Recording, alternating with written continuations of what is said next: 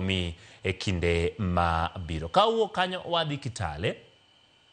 Jodak ma Kitale no wuok e apaya bang' weche moko landore ni gavana margi ma Trans Nzoia George Natembeya no maki, wach mano kelo dhungruok ma nyamburko e apaya makono ka jodak makono ne dwaro mondo giyud ler mathoth kowuok ir obila ewi wachno.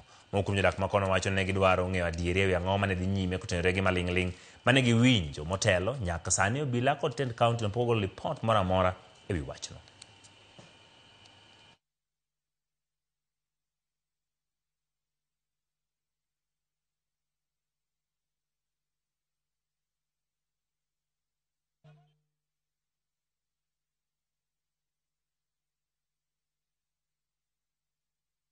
Gavana wetu George Natembeya aachiliwe, apewe security yake.